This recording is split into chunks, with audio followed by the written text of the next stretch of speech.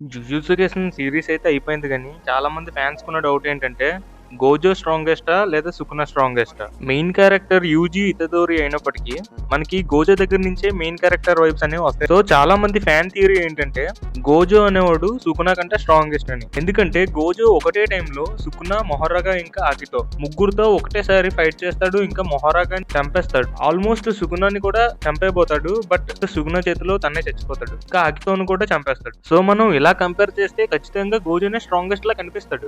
సుకునాని under estimate చేయడానికి అయితే అసలే లేదు. మరి అంత స్ట్రాంగ్ గా ఉన్న సుకునాకి గోజోతో ఫైట్ చేసేటప్పుడు మొహరాగా అండ్ ఆకితో యొక్క హెల్ప్ ఎందుకు అవసరమైంది? ఫస్ట్ థింగ్ మనం చూసినట్టయితే Sukuna is having limitations while fighting with Gojo అనమాట.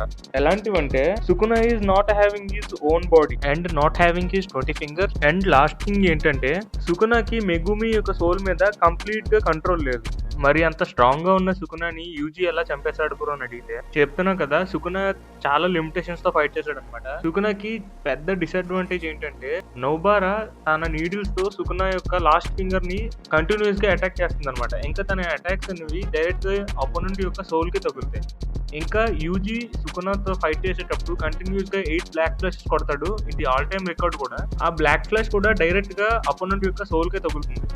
ఇలా మెగుమి యొక్క సోల్ మీద కంప్లీట్ గా కంట్రోల్ లేకపోవడం, కంటిన్యూస్ గా సుకునా యొక్క సోల్ మీద అటాక్స్ జరగడం. సో ఇలా సుకునా ఓడిపోయాడు అనమాట. సో మీకు ఇప్పటికే ఆన్సర్ దొరికి ఉంటది. విన్నర్ ఎవరైనప్పటికీ ఎంటైర్ జనరేషన్ ని గోజో అండ్ సుకునా బాగా ఇన్స్పైర్ చేశారు. సో మీ ఫేవరెట్ క్యారెక్టర్ ఎవరు, గోజో ఆర్ సుకునా?